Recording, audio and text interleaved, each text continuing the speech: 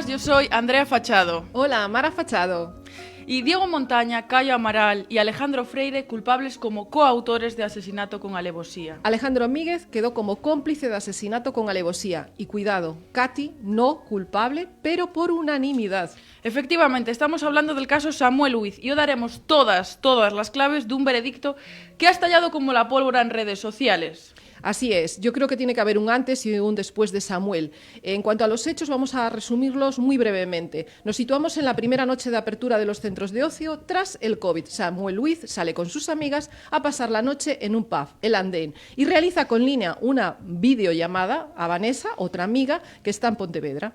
Ahí aparece Diego Montaña, el principal de los acusados, luego veremos la agravante además que le aplica a este jurado, y Katy Silva. Salen discutiendo ya del pub El Andén y se encuentran con Samuel y Lina, como dices, estaban haciendo esa videollamada. Diego piensa que lo están grabando y le propina el primer golpe. Acto seguido aparece Yumba, el llamado lugarteniente, y le realiza el mataleón, que dice que no sabe lo que es, apretándole el cuello por detrás hasta que Samuel cae al suelo. Ibrahima trata de socorrer a Samuel, trata de protegerlo, lo saca de esa marabunta de gente que le impide sobrevivir, y con ayuda de Maguet lo llevan al otro lado de la acera. Al mismo tiempo que Samuel está solicitando a Lina que vaya a recoger su móvil, pero ya hay 6 personas que van a su caza y le dan golpes en la cabeza y en el tórax hasta fulminarlo, matarlo. El móvil ya no estaba porque Cayo lo había cogido. ¿Y qué considera el jurado como hechos probados en este caso? Que Samuel estaba totalmente indefenso, que estaba desvalido, que no podía hacer ningún acto hostil porque todas las personas estaban agrediendo y además lo estaban rodeando, y que no se encontró además ningún resto biológico de ninguna de estas 5 personas en el cuerpo de Samuel, y por lo tanto no se pudo defender bajo ningún concepto. Esta jauría se reúne 2 veces. Quedó probado que Yumba insiste en que se reúnen en el Parque de San Diego para el pacto de silencio y aunar así sus versiones ante la policía y los juzgados. En el anterior programa ya analizamos las declaraciones de Katy y Alejandro Míguez. Y vamos con la clave de este veredicto, que son los informes forenses, porque no hay un golpe único que le cause la muerte a Samuel, sino que son un conjunto de ellos. Es verdad, este informe forense es clave para poder condenar a los 4. Porque no encontraron un golpe único que lo matara, sino golpes que se acumularon cuando uno se recuperaba del anterior. Se acumula uno detrás de otro, y esto da la clave para la condena. Esto es lo que se conoce técnicamente como síndrome del segundo golpe. Este es el nombre técnico, se podría conocer como tercero o cuarto, porque no es que haya solamente 2, sino que hay una acumulación de ellos. No se recupera Samuel de uno cuando ya le propinan el siguiente, y por lo tanto esto es lo que le causa la muerte. Además, también tenemos que destacar que sus nudillos y antebrazos estaban limpios, por lo tanto, de Samuel no había ninguna señal de defensa. Claro, después de resaltar este informe forense y decir muy brevemente los hechos ya conocidos por todos, vamos a analizar lo realmente novedoso que hay desde nuestra última intervención, que es el veredicto. Sí, aquí lo que tenía más complicado quizá el jurado era probar el ánimo de matar, el animus necandi. Esto es importantísimo para que en este caso se le pudiera aplicar el asesinato como delito a estos coautores, como cómplices o como autores de estos hechos. ¿Qué dijo el jurado? Que efectivamente este ánimo sí se puede observar porque ellos eran conscientes de que podían matar a Samuel y aún así continuaron propinándole golpes hasta causar el fatal desenlace. Claro, un detallito solo del veredicto. El veredicto tardó en llegar, es el que más tiempo llevó a los jurados, a los miembros del jurado, en la historia de España. Se trató de dar 5 veredictos para 5 personas inculpadas, y al ser 5 tardaron muchísimo más tiempo, eran todo dentro de un mismo juicio. Sí, 115 preguntas que tuvo que responder el jurado, 5 preguntas generales, 110 en relación con los acusados y la acusada, Katy en este caso, que luego veremos y ya hemos visto que fue absuelta. Tampoco hablan de un bloque agresor, simplemente pues van calificando a cada una de estas personas, como has dicho. Claro, para informar un poquito a nuestros oyentes, digamos, ¿cómo se conforma este jurado popular? ¿Cómo se escoge a estos componentes? Pues el primer, vamos a decirlo muy someramente, porque hay muchísimo proceso, hay una ley de 1995 que después hablaremos sobre ella porque es francamente antigua y se tendría que haber modernizado, pero establece una serie de pautas. Así, por resumirlas, el primero es un sorteo inicial que se hace con las personas inscritas en el censo electoral de cada provincia. Este sorteo se lleva a cabo los últimos 15 días del mes de septiembre en los años pares, por lo tanto este año se realizó este sorteo. y tiene como objetivo establecer una lista, una serie de candidatos a jurado durante los próximos 2 años. Estas listas se exponen 7 días en los ayuntamientos, no sé si alguien se entera o no, pero ahí están expuestas, para que se presenten todas las reclamaciones que se consideren necesarias y que no cumpla con los requisitos legales para ser miembro del jurado, como podría ser, por ejemplo, estar incapacitado, ser incompatible para actuar como jurado, etcétera. Y antes de cada juicio se hace un nuevo sorteo. Teníamos el sorteo inicial, ¿no?, que puede ser con cualquier persona de la provincia, por lo tanto, podría incluso estar juzgando en este juicio de Samuel alguien de Santiago o incluso alguien de Ferrol, es decir, la misma provincia, no tiene que ser la misma ciudad, y se hace este nuevo sorteo donde salen 36 candidatos que reciben una notificación. Eso es. El mismo día del juicio, los candidatos presentes que han sido elegidos, se eligen los 9 jurados definitivos, con 2 suplentes, por si le pasara algo a los anteriores, a los titulares. Durante este proceso, las partes, acusación y defensa, pueden recusarlos, hasta 4 candidatos cada uno, sin necesidad de justificación. Hablabas de los 2 suplentes, y efectivamente uno de los días se tuvo que tirar de uno de esos suplentes porque había una indisposición de uno de los miembros principales del jurado, de esos 9. En este caso de Samuel. En este caso de Samuel, sí. Entonces, son importantes también esos dos personas suplentes, muy que importantes. Están en ese caso como de reserva. Están de reserva, pero pueden entrar a jugar en cualquier momento. Eso es. Y en todos los casos de jurado, sí que para considerar un hecho probado en contra de uno de los acusados, como fue en este caso la mayoría de estos acusados, se necesitan 7 votos favorables de esos 9. También para declarar la culpabilidad, 7 votos. Sin embargo, para declararse si es favorable al acusado, con simplemente 5 son suficientes. Es muy importante que no se pueden abstener. Si lo hacen, serían sancionados y se registraría como voto favorable a la no culpabilidad. Sí, podrían ser sancionados aunque se les avisa. Se les avisa previamente de que no pueden abstenerse. Si no reciben una multa, en caso de no recibir, de seguir absteniéndose, pues entonces se considera voto favorable. Vamos a escuchar entonces el primer audio, el audio del veredicto. Y el otro encima. Cayó cuando está Jumba. Diego Montaña Marzoa, por unanimidad, coautor del hecho delictivo de delito de asesinato por concurrir la circunstancia de alevosía. A la acusada Caterín Silva Barros, por unanimidad, no culpable del hecho delictivo de delito de asesinato, ni como coautora ni como cómplice. El acusado Alejandro Freire García, por unanimidad, coautor del hecho delictivo de delito de asesinato por concurrir la circunstancia de alevosía. El acusado Caio Amaral Silva Costa, por mayoría de 7 votos, coautor del hecho delictivo de un delito de asesinato por concurrir la circunstancia de alevosía. Por unanimidad, autor del hecho delictivo de un delito de robo con violencia. Al acusado Alejandro Míguez Roca, por mayoría de 7 votos, cómplice del hecho delictivo de delito de asesinato. Claro, consecuentemente. Vale, en este caso vemos cómo nos da el veredicto el portavoz del jurado que escogen entre todos los miembros del jurado. Vamos a empezar entonces desgranando cada uno de estos acusados. Empezamos con Diego Montaña, al que la fiscal calificó como el macho alfa. El jurado considera probado, porque además tenemos aquí la nota de prensa del Tribunal Superior de Justicia de Galicia, considera probado que la agresión se inició por la orientación sexual que le atribuyó Diego Montaña a Samuel. Sí, así existe un asesinato con alevosía, más un agravante de discriminación que podría rondar los 25 años. En esta agravante nos queremos detener y en las frases que profirió Diego Montaña. Sí, durante todo el juicio se hacían preguntas sobre estas frases, estas palabras que le profiere Diego Montaña a Samuel y también sobre la ropa de Samuel. Bueno, es triste que todavía sigan sucediendo este tipo de delitos. Decía Ana, la portavoz de la asociación ALAS, que se había conseguido un hito, que esto se podía es una de las primeras veces que se hace algo sobre estas agravantes, pero no debemos olvidar que los delitos de odio crecieron un 21% en España durante el año 2023 y que aquellos cometidos por la orientación sexual lo hicieron un 13,73% en 2023. De ellos, tanto víctimas como agresores son hombres. 76% de las víctimas son hombres y 83% de los agresores también en este tipo de delitos. Yo espero mucho de este procedimiento. Espero que cambie la legislación, espero que cambien las conciencias de la gente y voy a poner en crítica posteriormente el jurado. Yo soy más de técnicos, juristas y que estén como magistrados. Pero por otro lado, entrando ya sobre el tema, el jurado rechazó que Diego tuviese alteradas sus capacidades por ingesta de alcohol, por lo que no se aplicó atenuante ninguna, ¿no? Era una atenuante que quería la defensa, pero que finalmente no fue admitida. Vamos con el segundo entonces, con Alejandro Freire, conocido como Yumba y calificado por la fiscal como el lugarteniente. Reconoció algo que establecíamos al principio, con muchos probados, que coja a Samuel del cuello, lo agarra mientras los otros le están pegando, pero dijo él que en su declaración que no sabía lo que era un mataleón.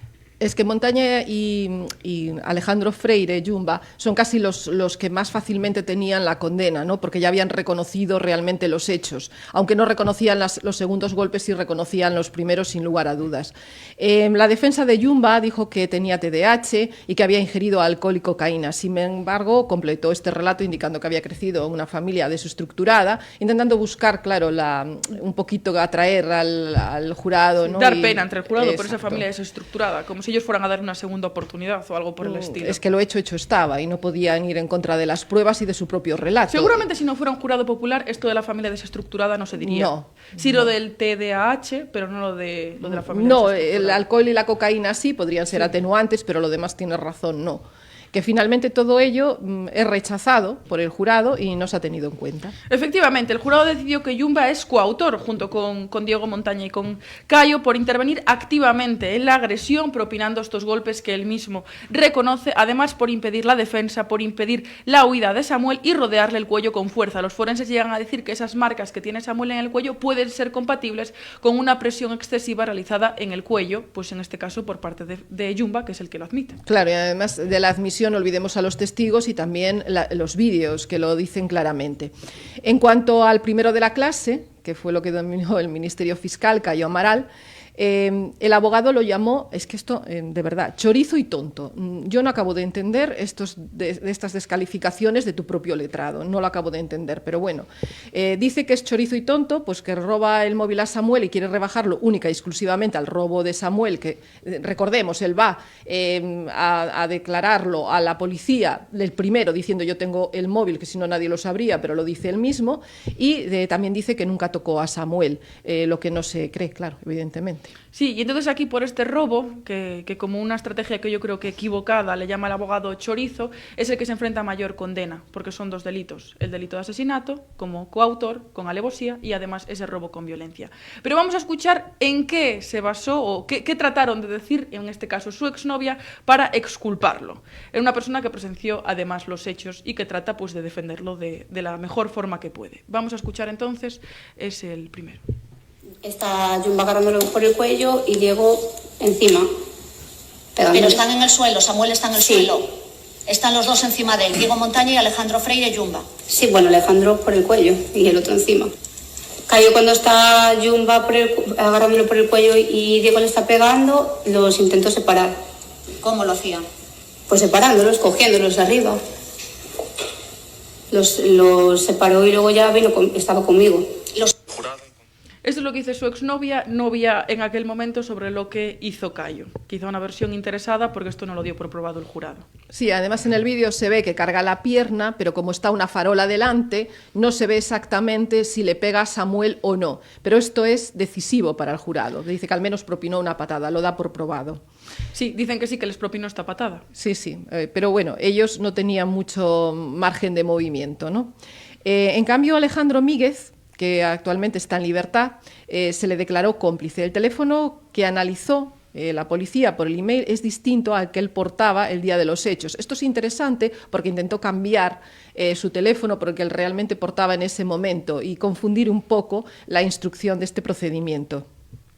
Y fue declarado culpable como cómplice, en este caso no como coautor, sino como cómplice de asesinato por mayoría de 7 votos, algo que establece la fiscal de manera subsidiaria en sus conclusiones finales y que por esa razón pues pudo ser también condenado. El jurado consideró... Nos hizo caso, que dijimos que le faltaba subsidiariamente condenarlos por algunos delitos y lo hizo. Sí. Y aún con todo eso faltaban quizá más delitos para mí subsidiarios en el caso, por ejemplo, de Katy. Como omisión del deber de socorro. Sí, por ejemplo. Y el jurado consideró en este caso, en el caso de Alejandro Míguez, que fue fundamental para impedir que Samuel se defendiera y que huyera, llegando a forcejear con una de las personas, con Ibrahima, en este caso, que intentaron auxiliar. Y según tu leal saber y entender, ¿qué le perjudica? Bueno, yo creo que un jurado popular se guía mucho por la sensación, porque conocimiento de derecho no tienen, entonces sí se guía mucho por las acciones que están viendo ahí. ¿Y qué se ve en Alejandro Míguez? Pues una actitud hierática, no se mueve, está inmóvil. Después, las conclusiones, o en esa última palabra, ese derecho a la última palabra que tiene cualquier acusado, lo que parece es que lleva un speech que está aprendido, un discurso que es previamente aprendido, llega a decir: yo no tengo la culpa de esa muerte de Samuel el 3 de julio, o sea que es todo específicamente aprendido y hecho, y después además el constante intercambio de notas con su abogado. Claro, y lo que más duele en la calle es la libertad, ¿no? La libertad por unanimidad de Catherine Silva, esto es lo que más duele. Ciertamente es que ella no le tocó a Samuel en ningún momento, no hay ni testigos, ni grabaciones, no hay absolutamente nada, pero la cosa estaba en que hay testigos que contradicen la versión de Lina. Lina, que es amiga de Samuel, testificó indicando que Katy intentó evitar que ella auxiliara a Samuel. Le dijo: tú vete de aquí que no pintas nada. El problema de esta frase es que es interpretable en la intención. ¿Y quién tiene la intención? La intención la tiene Katy, no la tiene Lina. Entonces, el jurado queda por probado. El jurado sí lo da por probado. Dicen, esto sí, efectivamente, se lo dice Katy a Lina, pero no con esta intención, sino con la intención de frenar a Diego Montaña. Y se basa en unas imágenes, en ese famoso vídeo en el que ella también intenta pararlo. Es cierto, y tengo que decir que aquí, en el caso de Alejandro Míguez y Katy, eran los que lo tenían más fácil. Eran los que podían probar, además son los dos únicos en libertad, que no estaban en prisión provisional, y eran los que tenían más fácil esa exculpación. Es cierto que, en mi opinión, pensé que los dos iban a ser condenados porque un jurado popular normalmente, luego veremos los tipos de jurado, suele ser más duro. Quizá tú pensabas todo lo contrario. Todo lo contrario, para mí difería. Yo creía que iban a quedar en libertad, gracias a Dios no ha sido así en los dos casos, pero Katy es que no tenía la imputación que se le daba, esos dos delitos, a mí no me tenían cabida para ella. Y así ha sido, en realidad, así ha sido. Yo creo que la omisión del deber de socorro se le aplicaba mejor a ella, aunque por el vídeo que hay parece ser que no es así, que ella intentó separar a Montaña, entonces evidentemente... Y por la justificación que da el tribunal jurado, que dice, esa frase sí se la dijo a Lina, pero con la intención de ayudar a Samuel y apartar a Diego. Claro, pero es que a mí me da pena que Lina no pudo ayudar nunca a Samuel, ni en el momento de los golpes, ni en el juicio. Es decir, no ha sido creída lo que ella percibió cuando ella la arrancan de encima de Samuel para que le sigan golpeando. Entonces, creo que Lina no ha sido creída o no ha sido tenida en cuenta. No, es indignante. Y además, una persona que da esta versión, que no cambia de versión, que la mantiene incólume durante todo el proceso, desde el momento en el que se le pone una cámara para hablar en el 2021 sobre el asesinato de Samuel, hasta el juicio que se produce 3 años después. Sí, ella fue clara, contundente y siempre las mismas palabras, es decir, no se contradijo ni una sola vez. La verdad es que el jurado tuvo que contestar a 22 preguntas sobre Katy, no es moco de pavo, es decir, es importante. ¿Y en qué pudo beneficiarla? Pues aquí la benefició todo lo que le perjudicó a Alejandro Míguez, le benefició a ella porque ella tomó la actitud contraria. Empezó a decir que sí, que efectivamente que eso había sido una cacería. Intentó reflejar que se había producido un linchamiento en contra de ella porque se había tenido que incluso mudar de A Coruña. Sí. Recordemos además que en sus conclusiones finales la fiscal la llegó a llamar dulce niña Catherine. Evidentemente lo hizo en forma un poco sarcástica y para decir que mira, utiliza una katana y mira cómo es la dulce niña, no es tal dulce niña. Pero eso yo creo que queda en la mentalidad del jurado y puede creerse también en esa línea que era exculpada y que fue una víctima más de este procedimiento. Y el jurado en este caso está enfrente de los acusados, algo que no ve la magistrada, pero sí ven esos 9 miembros. ¿Y qué fue?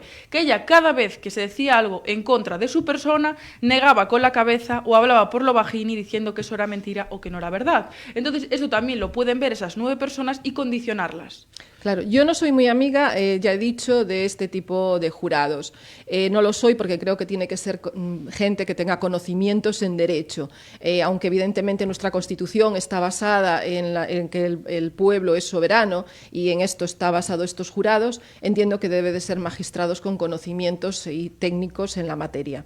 Pero hay distintos tipos de jurados, ¿no? Desde el punto de vista psicológico podemos analizarlos. Desde el punto de vista de la psicología forense dicen que hay 4 tipos distintos de jurado, porque siempre se piensa en ese jurado más severo, que va a hacer justicia por el pueblo, pero no es así siempre, y se ha visto en el caso de Katy. Hay 4 tipos de jurado: hay jurados severos, jurados aversivos, benevolentes y empáticos.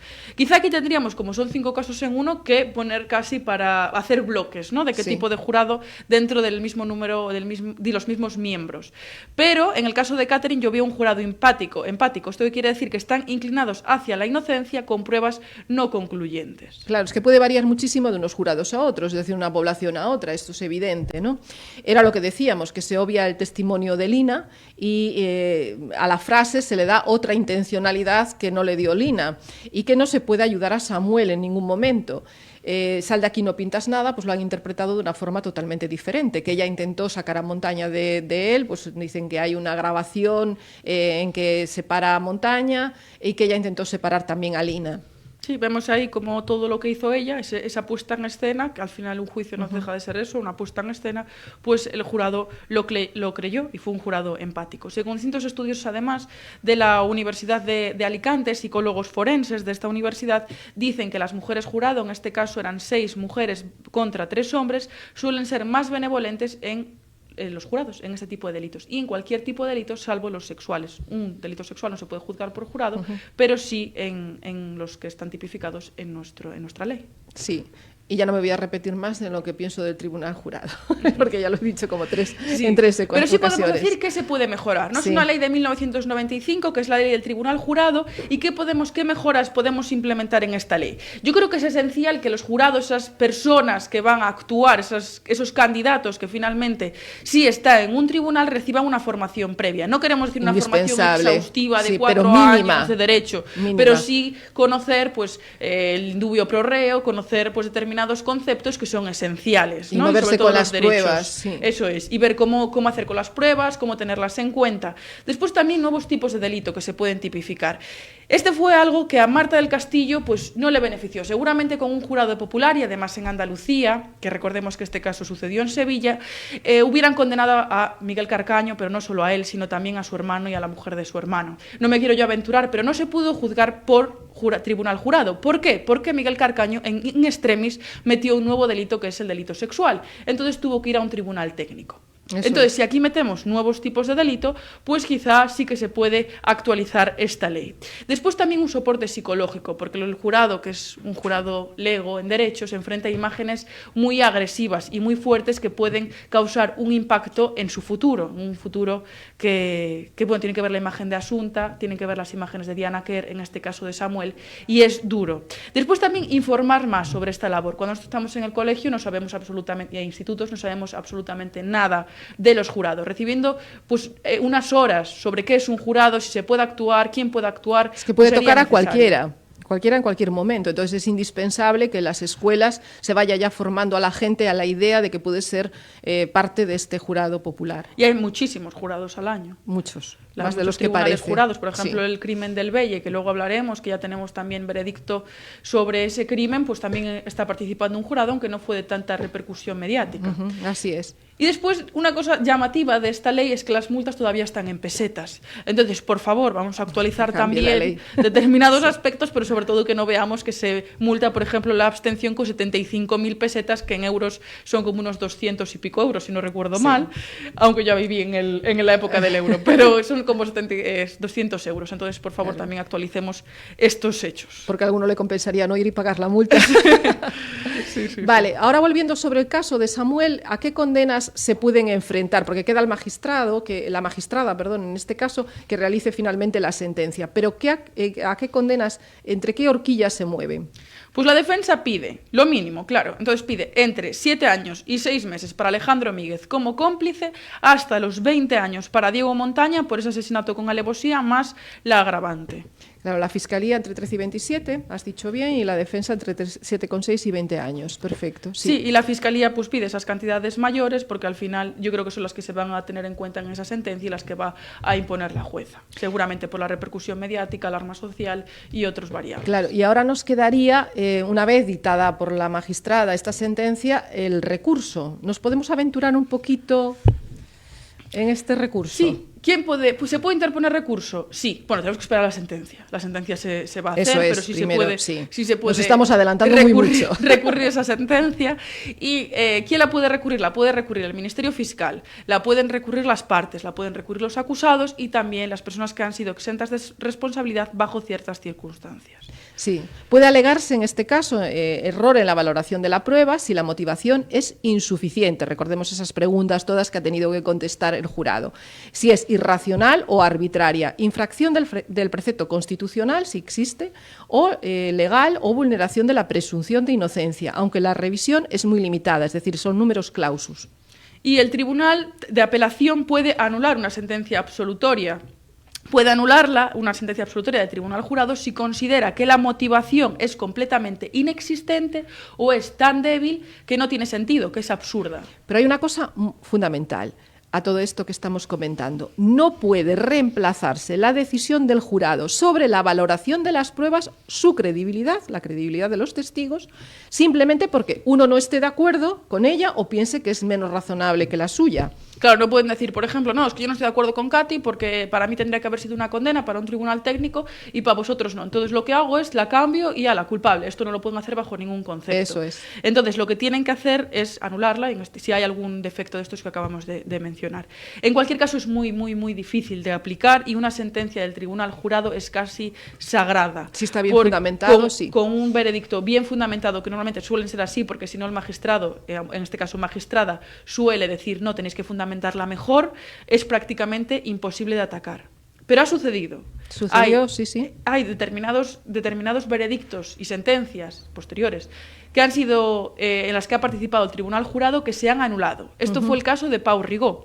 Pau Rigó era un señor que estaba con su mujer en casa, ya estaba prejubilado, entran unos ladrones y él se defiende usando una escopeta y matando a uno de ellos.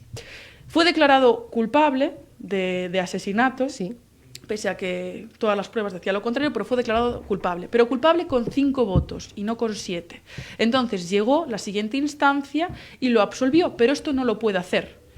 No puede absolverlo. Entonces llega la siguiente instancia y dice, no, esto se tenía que haber anulado. Se anula y vuelven otra vez a celebrar el juicio. Eso es, porque la nulidad lo que indica es que el anterior juicio no vale absolutamente para nada y hay que repetirlo nuevamente. Sí. Y ahora vamos a escuchar lo que dijeron los abogados, si van a recurrir, si no van a recurrir, cuáles fueron sus impresiones al salir de la audiencia de Coruña. Que hay que repetir que estamos sin sentencia. Eso es. Que es previa a los recursos. Es indispensable esperar a que la magistrada dé su sentencia.